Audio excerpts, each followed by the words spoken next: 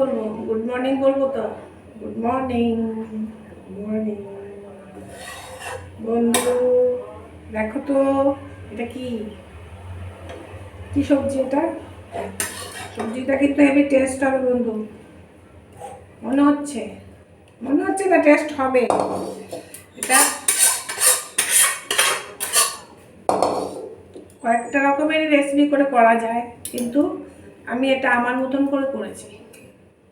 ঠিক আছে বন্ধু, দেখো তো জিনিসটা কি। আজকে আর এটার নাম বলবো না, তোমরা কমেন্টে এসে বলবে। ঠিক আছে বন্ধু, তাহলে একটু সময় নিয়ে করতে হয়, তবে খেতে ভালোই লাগে বন্ধু। এটা নিরামিষের প্রসেস।